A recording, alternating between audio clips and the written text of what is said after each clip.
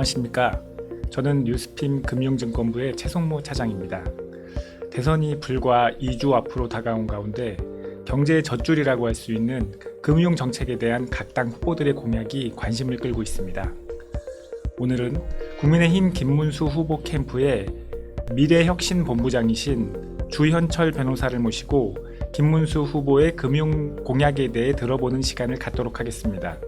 주 변호사는 지난 20대 대선 인수위원회에서 경제 1분과 전문위원으로 활동하시고 현재 금융위원회 디지털혁신분과 운영위원 등 금융당국 관련 다양한 직책을 갖고 계신 전문가이십니다. 안녕하십니까, 변호사님. 안녕하세요. 이번 대선의 최대 과제는 아무래도 경제 활성화가 될 것 같습니다.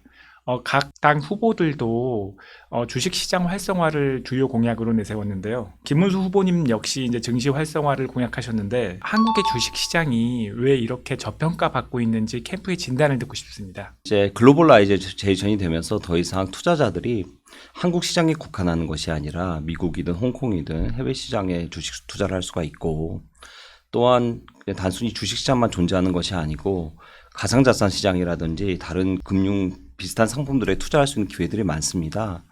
따라서 옛날처럼 우리가 정책을 주식시장에 고립돼서 볼 것이 아니라 다른 시장들과 경쟁 체계에서 보는 것이 중요합니다. 그렇게 봤을 때 한국 시장이 투자자들이 느끼기에 매력이 좀 떨어진다, 즉 리스크 대비 수익률이 적다, 이렇게 평가하는 것이 아닌가 생각합니다. 그 후보께서 이 증시 활성화를 공약하셨는데 우선 민주당 이재명 후보나 개혁신당 이준석 후보는 사실 이제 코스피 5천 정도를 이 목표로 세웠습니다. 후보님께서는 이 임기 안에 어느 정도를 목표로 하고 계신가요? 저희는 5천이라는 숫자는 연 20% 정도의 수익률입니다. 네. 워런 버핏이 최고의 투자자라고 하는데 네. 그 투자자가 연 20% 정도의 수익률을 냅니다. 네. 그래서 전체 주식이 20%씩 오른다는 거는 사실 거의 불가능한 이야기를 하고 있는 것이고요. 저희 캠프 내에서는 한 연 10% 정도 수준으로 해서 총 50%, 4천 정도 도달하지 않을까 생각하고 있습니다. 네. 그 4천 정도 올라갈 수 있는 방법에 대해서는 차차 말씀드리겠습니다. 네, 지금 변호사님께서 말씀하셨지만 다른 당 후보들은 사실 상법 개정이나 이런 기업들의 지배구조 개선을 얘기하고 있잖아요. 네. 후보께서는 어떤 방안을 갖고 계신가요? 주식의 총 가치를 올린다는 것은 가장 중요한 것은 영업이익입니다. 그렇죠. 네. 상법 개정은 이제 소수 주주자들에 대한 보호 측면에서 본인들의 권리가 보호받으면은 그 주가에 반영이 될 것이다라는 전제가 깔려 있고, 두 번째는 이제 외국 자본이 한국으로 유입이 됨으로써 전반적인 주식시장이 좋아질 것이다라는 생각을 하는 것입니다. 네. 우리 후보의 공약들은 대부분 사업하기 좋은 나라입니다. 먼저 법인세 24%에서 21%로 낮추면 영업이익이 늘 수밖에 없습니다. 그렇지 않을까요? 네. 그렇죠. 두 번째, 그 다음에 5천만 원까지 비과세입니다. 배당 비과세입니다. 네. 그러면은 영업 수익률이, 투자 수익률이 좋아지니까 투자자들이 많이 투자하겠죠. 한국에. 미국 시장이나 가상자산보다 더 매력적이 될 수밖에 없습니다. 20% 분리과세도 저희가 공약으로 내서 전반적으로 자본시장이 매력적인 상품이 될 수 있도록 우리가 직접적인 처방전을 내렸다라고 볼 수 있습니다. 반면에 상법 개정안은 저희는 방향은 동의합니다. 주주의 보호 측면에서 그것이 강화되어야 하고 외국 자본들이 한국에 들어오는 것이 늘어야 된다고 생각을 합니다만, 우리나라의 독특한 산업 구조, 오랜 기간 재벌 구조, 소수 주주로 가버넌스를 유지해 왔던 여러 기업들이 있습니다. 네. 그 기업들에게는 단기간에 완전히 상법 개정으로 오픈을 해버리면은 큰 기업이나 작은 기업이나 경영권을 유지하는데 상당한 애로사항이 있다고 저희는 듣고 있습니다. 그리고 그게 사실이라고 보고 있고요. 방향은 맞지만 그 속도전을 저희가 좀 조절해야 되지 않을까 생각합니다. 그래서 자본시장법 개정안을 먼저 하고, 그래서 상장사 위주로, 큰 회사들 위주로 먼저 시장의 파급 효과를 본 다음에 점진적으로 상법 개정안으로 가자는 전략을 갖고 있습니다. 네. 그것이 저희는 맞다고 생각합니다. 알겠습니다. 그 금융 공약들은 대부분 이제 복지 공약에 따라오는 경우가 많습니다. 노인이나 혹시 자영업자나 청년 같은 경우가 많은데요. 그 후보님의 복지 공약, 그 안에 있는 금융 공약들은 어떤 특징을 갖고 있을까요? 저희는 일단 이 주제는 저희가 참 마음이 무겁습니다. 네. 먼저 한국 경제가 너무 힘들어져 가지고 1,700만 명의 소상공인 분께서 아우성을 치고 계신 거 너무 잘 알고 있고 저희가 마음이 씁쓸하고 상당히 미안합니다. 그리고 이제 청년과 노인분들, 노인 빈곤층이 전 세계 1위인데다가 청년들이 일자리를 잡지 못해서 경제적으로 또 힘들어한다는 거, 50만 명의 청년들이 지금 일자리를 못 찾고 있는 것도 좀 더 잘 알고 있습니다. 네. 그럼 이제 하나씩 나눠서 생각을 해보자면 소상공인 지원 문제는 이제 이재명 후보와 우리 후보 김문수 후보의 토론에서도 이야기했다시피 코로나 시절에 왜 돈을 지원금으로 주지 않고 대출을 해줬냐. 네. 공감합니다. 네. 왜 문재인 정권이 그랬을까요? 네. 전 이해를 못하겠어요. 지원금 해주지. 네. 그런데 이제 일단은 그 스텝이 꼬있지 않습니까? 네. 돈을 빌려줬는데 지금 와서 뭐 그 지원금이 아닌데 그거를 모른 척할 수는 없습니다. 그렇죠? 스텝이 꼬였습니다. 그러면은 이제 사업하기 힘들어하시고 유지가 힘든 여러 분야의 소상공인들, 뭐 커피샵을 운영하신다든지, 뭐 치킨집을 운영하신다든지, 김밥집을 운영하시는 700여만 명의 소상공인들에게 대한 지원책은 우리는 믹스드 패키지라고 볼 수 있습니다. 일부 부채 탕감, 일부 지원. 그러니까 부채 탕감이라는 건 10조 정도의 우리가 돈을 투자를 해서 일부를 부채를 탕감해 드리고 뭐 지금 당장 운영이 어렵다 그러면은 새 출발 자금이라고 있습니다. 네. 금융위에서 하는 그 상환 유예 기간, 그러니까 대출을 우리가 보증을 서드리고 20조 정도 보증을 서드리고 연 20조, 연 10조입니다. 네.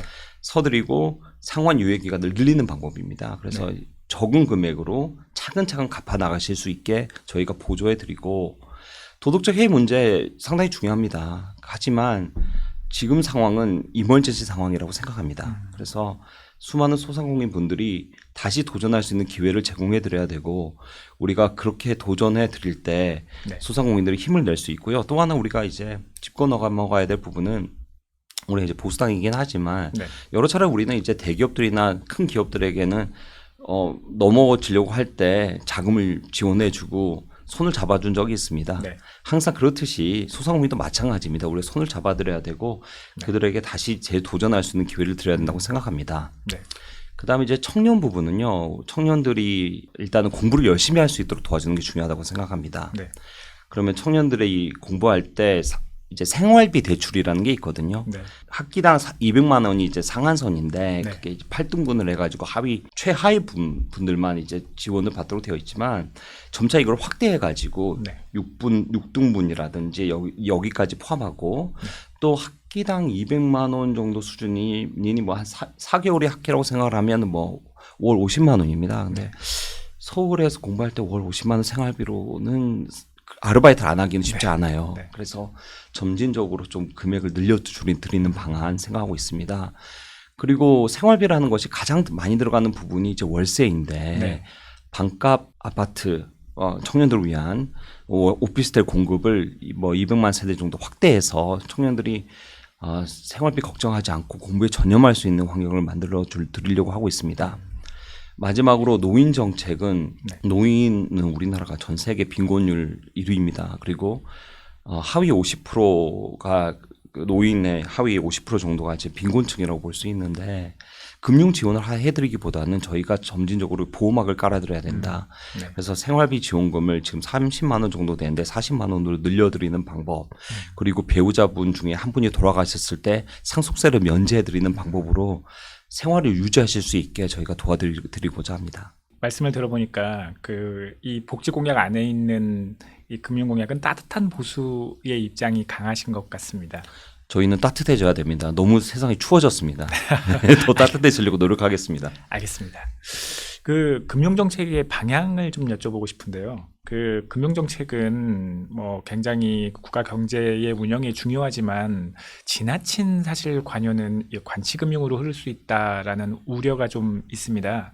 그 지난 정부의 이 금융정책의 방향에 대해서 어떻게 보시고 김문수 후보께서는 어떻게 중심을 잡으실 계획이십니까? 보수의 기본적인 가치는 이제 자유잖아요. 네. 그래서 시장에 되도록이면은 이제 간섭하지 않는 것이 이제 기본적인 원칙입니다. 네. 저번 정부에서 뭐 은행의 이자율을 낮추라고 하든지 이건 좀 너무 과격했다고 보고 저희는 되도록이면은 시장에 간섭하지 않으려고 합니다. 네. 관치금융이라든지 창구지도라든지 이런 부분은 법에 적혀 있지 않으면은 공무원들에게 지시 지도해서 네. 간섭하지 않도록 하겠습니다. 아, 예, 알겠습니다. 이 핀테크 시장이라든가 이제 금융산업에서 이제 비이자 부분들이 발전하기 위해서 금융업계에서는 이제 금산분리에 대해서 조금 완화해 주는 게 어떠냐라는 얘기가 있습니다. 이거 어떻게 보세요? 그게 이제 두 가지 경우가 있지 않습니까? 하나는 이제 금융회사들이 산업에 투자하는 경우와 네. 이제 산업회사들이 금융회사에 지배권을 갖는 경우 이렇게 있는데 네. 뭐 산업 회사들이 금융권의 지배권, 뭐 아니면 투자가 가능하게 자본을 투자하는 경우에는 뭐 지금처럼 현행을 유지해도 될 거라고 생각을 합니다. 네. 다만 금융회사들이 산업에 투자하는 부분에 있어서는 네. 이게 워낙 많은 자본이 투입되는 산업들이 있습니다. 뭐냐면 AI라든지 바이오, 로봇 같은 경우가 미래 산업이 그런 경우인데요. 일례로 AI 데이터 센터를 말씀을 드리면 네. 메타나 구글 같은 회사들이 하나의 데이터 센터를 지을 때 40조 정도 투자합니다. 네. 그러면은 이제 운영 유지 뭐 비용까지 다 포함하면 뭐 45조, 50조 이렇게 드는데 그게 하나입니다. 미국은 지금 그런 데이터 센터를 90개를 만들 예정입니다. 네. 3,600조 정도의 예산을 갖고 투자를 할 우리나라 예산의 뭐 한 6배입니다. 네. 네. 계획을 갖고 있는데 한국은 AI 데이터 센터가 하나도 없습니다. 그 이유는 먼저 그 정도 투자할 수 있는 민간 회사가 존재하지가 않습니다. 그렇죠. 네이버 시총이 30조입니다. 네. 카카오도 뭐 별반 다르지 않아요. 40조를 투자를 할 수가 없습니다. 네. 그러니까 정부가 나서가지고 도와줄 수밖에 없는데 또 정부도 예산이 많이 없습니다. 네. 사실 뭐 몇 년 적자하지 않습니까? 그런 지가 지금 뭐 문재인 정권 때부터 시작해서 꽤 오래됐는데 그렇다면 이제 민관 합동 투자로 가야 되는 방향이다 보니 한국에 있는 금융회사들에게 의존할 수밖에 없습니다. 네. 그럼 금융회사들의 이 금산분리를 지금처럼 유지를 하면은 미래 생태계를 만들고 고부가 가치 산업으로 가는 인더스트리얼 트랜스포메이션, 미래 세대를 준비하는 기회를 상실할 수도 있습니다. 네. 그래서 금산분리 완화가 일부 부득이하다. 저희는 그렇게 생각하고 있습니다. 아, 예, 알겠습니다. 금융 당국 개편에 대해서 좀 여쭤보고 싶습니다. 이 민주당 같은 경우는 이제 금융이랑 금감원을 좀 분리하는 안을 추진하고 있는 것으로 알려지고 있는데 혹시 후보님 측에서는 좀 어떤 입장을 갖고 계신가요? 저희가 아직 정부조직법에 대해서는 공약을 내지는 못하고 있는데요. 네. 민주당 안에 대해서는 저희가 이해하는 부분이 있습니다. 뭐냐면은 금융위가 과연 개별적으로 기재부와 독립적인 운영체로 있을 필요가 있을 것이냐. 금융과 기재가 같이 가도 옛날에 뭐 MB 전 시절에 그렇게 있었기 때문에 크게 뭐 오히려 더 효율적이지 않겠느냐. 뭐 이런 부분이 있고 소비자 보호는 금감원에서 충분히 하고 있으니까 네. 거기에다가 금융위의 일부 기능을 떼내서 금감위원회를 만들어 가지고 운영하면 되지 않겠느냐. 정부의 효율성 측면에서 도움이 되는 부분도 있다고 생각합니다. 그래서 저희는 그 부분은 면밀히 좀 검토를 해서 네네. 효율성 측면이 있다고 생각을 하면은 그 방안은 받아들이고 그쪽으로 갈 생각도 가지고 있습니다. 네, 알겠습니다. 후보께서는 서민금융을 전담하는 은행을 설립하는 것을 공약하셨는데 사실 요새 이제 은행의 건전성이 하도 강조되다 보니까 은행에서 이제 소상공인이나 좀 어려운 서민들에 대한 이 대출이나 이런 부분이 좀 줄고 있다라는 좀 비판들이 있더라고요. 그래서 이 부분에 대해서는 일선 은행들의 이런 부분은 어떻게 좀 바로잡아야 한다고 보시며 그리고 이 부분에 대해서 이제 은행의 수를 좀 늘리는 거에 대해서는 좀 어떻게 보십니까? 일단 은행의 수를 늘리는 거에 대해서는 소상공인에게 대출을 효율적으로 해줄 수 있다 그러면 뭐 몇 개든 늘려도 상관이 없습니다. 네. 근데 우리가 이제 국책은행이라고 IBK가 있지 않습니까? IBK는 중소기업 소상공인 지원을 하기 위해서 만든 은행인데도 불구하고 그게 그렇게 효율적으로 운영되고 있지 않습니다. 네. 그러니까 집중적으로 소상공인에게 지원이 안 되고 있는 측면이 있고요. 네. 그리고 이게 은행의 건전성에 위해를 가한다기보다는 이제 초저금리, 신용 등급이 우량한 네. 회사라든지 개인들에게는 4대 금융권에서 충분히 대출을 잘하고 있습니다. 네. 그리고 신용 등급이 좀 떨어진 기업이라든지 개인들에게는 저축은행에서 20% 이자율을 주면서 또 대출해주고 있는데 그 사이가 비어 있습니다, 사실. 네. 10%에서 20% 사이.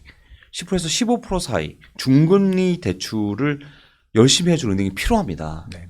근데 이걸 어떻게 효율적으로 할 것이냐. 만들어 놨더니 다 대기업에만 빌려주고 결과적으로는 그렇게 가니까 네. 이걸 우리가 잘 운영을 해서 정책 방향에 맞게 소상공인을 지원할 수 있는 은행으로 어떻게 탈바꿈할 수 있는 묘수가 있느냐를 고민하고 있습니다. 필요하다고 생각하고요. 네, 네. 추가적으로 은행이 필요하다고 생각을 하고 그 은행을 효율적으로 소상공인이 지원할 수 있도록 방향을 잡는 거에 대해서 깊은 고민을 하고 있다고 말씀드리겠습니다. 알겠습니다.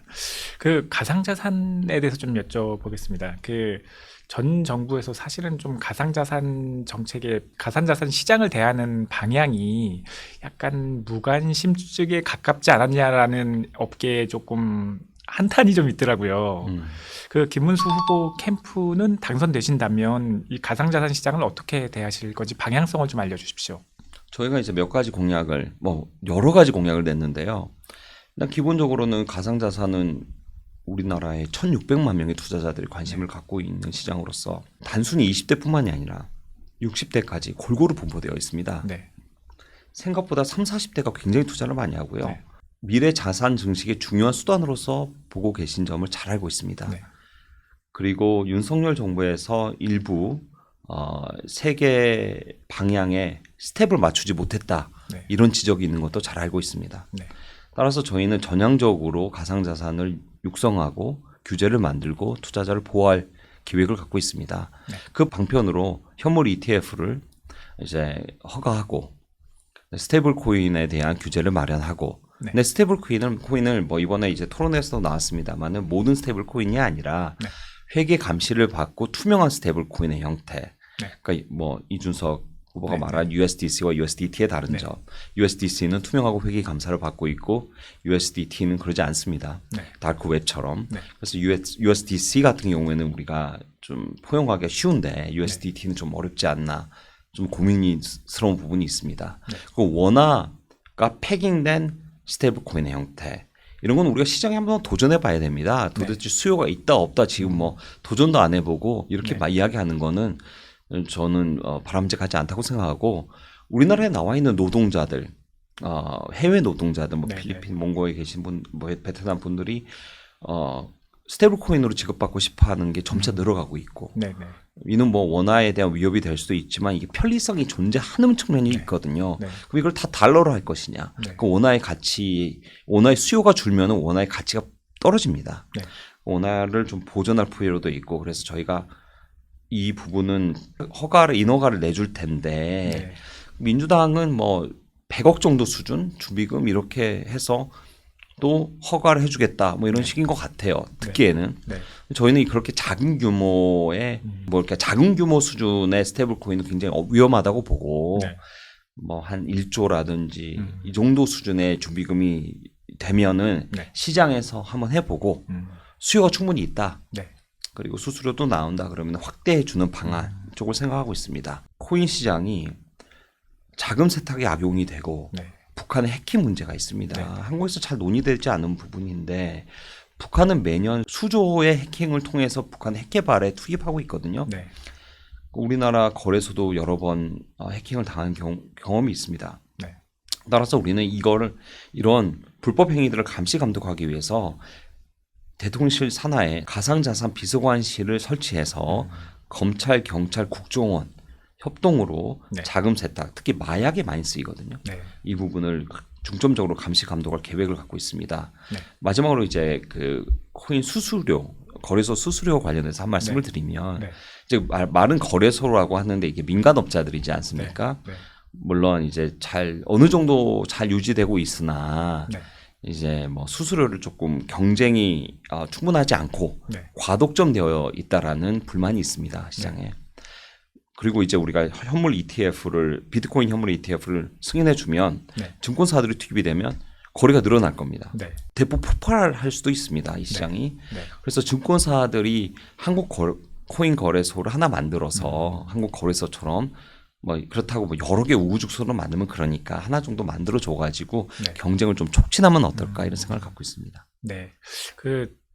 이 지금 빗썸이나 업비트의 이 독과점된 시장을 정부 주도의 거래소를 하나 만들자라는 말씀으로 이해해도 될까요? 정부 주도라기보다 인허가를 내주는 거죠. 네, 네. 증권사들에게 하나 정도. 뭐 여러 개 내도 뭐 여러 개 내는 게 바람직할지 전 잘 모르겠습니다. 그냥 네. 하나 정도 내주면 경제가 좀 효율화되지 않을까. 이번에 왜 거래소도 한국 거래소 있고 넥스트레이드가 생기면서 네, 네. 경쟁이 되니까 네, 넥스트레이드도 굉장히 거래량이 늘던데요. 네, 맞습니다. 그러니까 증권 시장처럼 가상자산도 좀 경쟁을 좀 촉진하는 것이 투자자들에게 이익이 되지 않을까 이렇게 생각합니다. 네, 이 사실은 독과점 체제를 깨기 위해서 그런 말씀처럼 이 인허가를 늘리는 방법이 하나 있고 중소 거래소에 대해서 어떤 정책적 특혜를 주는 건 어떠냐라는 얘기도 사실 있던데 이건 좀 어떻게 보세요? 중소거래소, 그러니까 우리나라에 지금 원화거래소가 5개가 있거든요. 네, 네. 2개가 비싸하고 두나무가 아마 한 90% 정도의 네. 거래량을 갖고 있고 나머지들 3군데서 그걸 나눠 갖고 있는데 네. 뭐 어느 정도 수준의 특혜를 줘야지 경쟁력이 강화가 될지 잘 모르겠어요. 네, 네. 그 부분은. 네, 그래서 그렇게 하는 것보다는 증권사들이 어차피 금융사들에게 투자를 할 수 있는 기회를 주겠다. 가상자산에. 네, 이게 금융사 금지, 가상자산 투자 금지를 폐지하는 것. 이것도 우리 공약입니다. 그래서 이제 금융사들이 가상자산에 투자를 하면서 이제 들어가면 거래소도 운영할 수 있도록 허가해 주는 것이 바람직하다고 생각합니다.